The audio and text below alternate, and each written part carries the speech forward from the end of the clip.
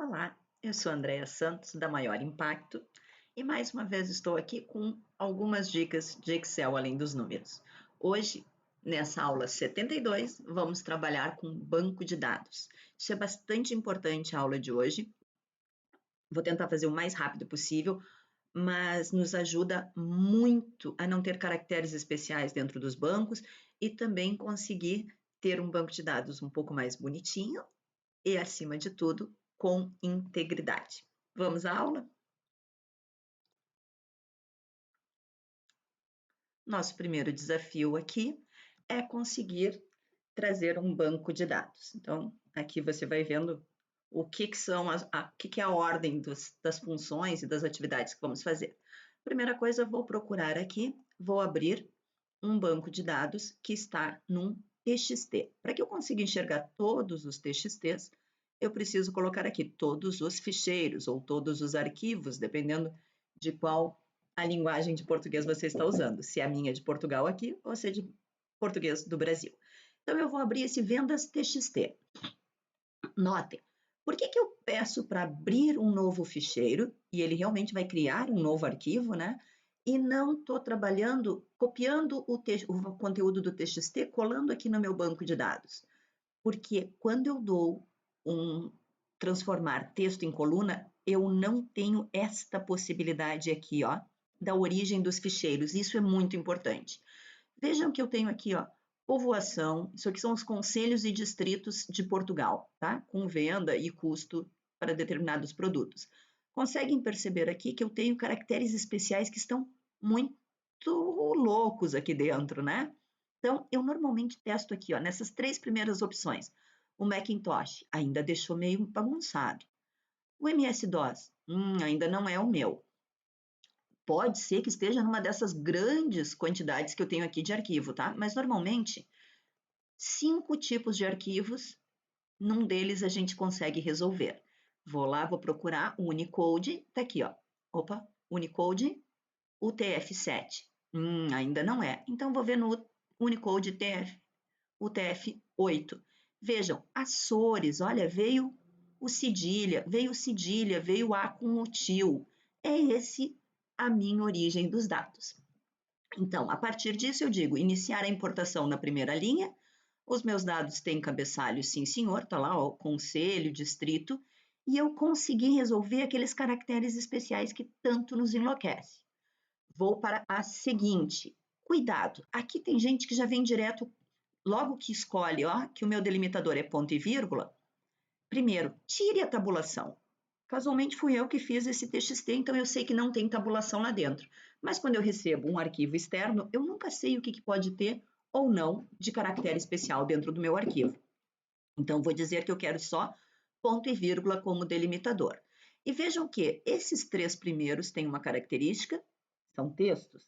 Aqui é uma data e aqui são valores.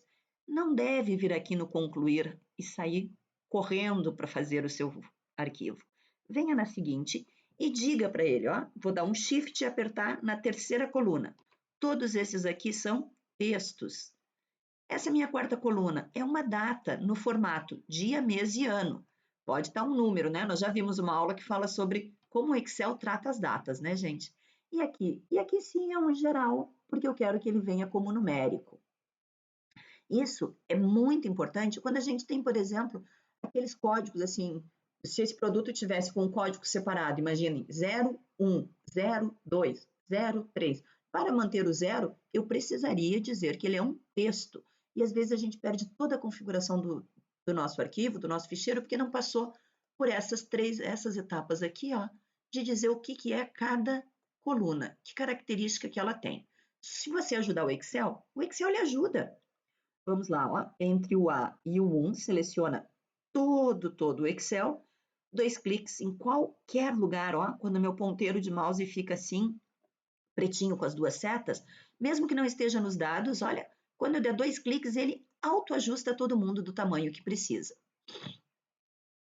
O que eu normalmente faço? Não vou fazer aqui a multiplicação por 1, vou deixar para fazer quando estiver mostrando para vocês a integridade do banco de dados. Mas, agora que eu já tenho aqui o meu ficheiro todo convertido, vejam que ele ainda diz que é vendas TXT.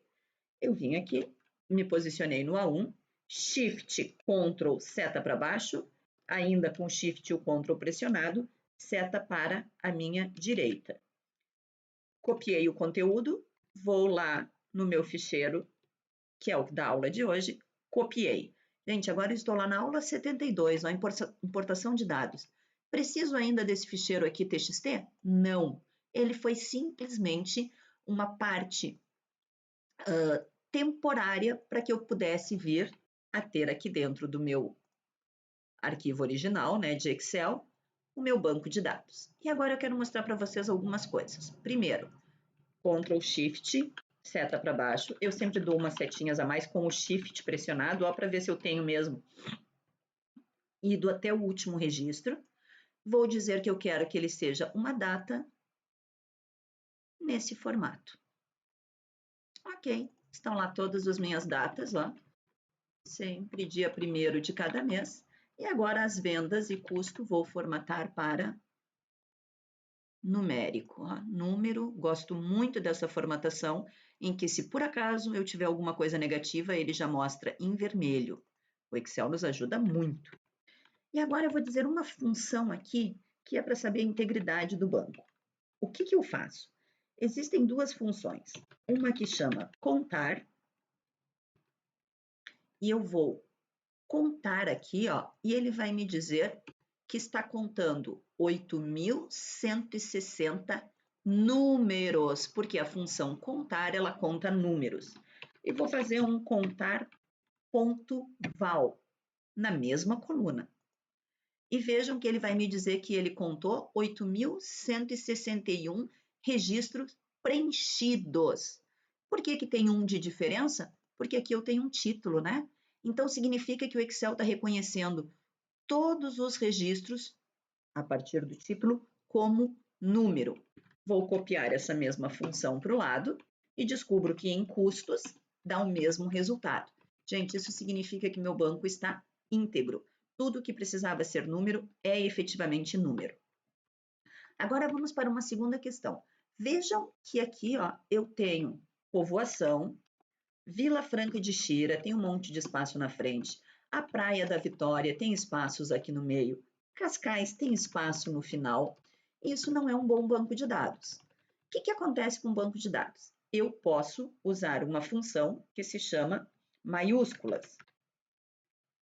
Olha, todas as letras... Desculpa, deixa eu primeiro falar dos espaços, né? Eu tenho uma função que se chama compactar. E ela, a função compactar, ela remove todos os espaços de uma cadeia de texto, à exceção dos espaços simples entre palavras.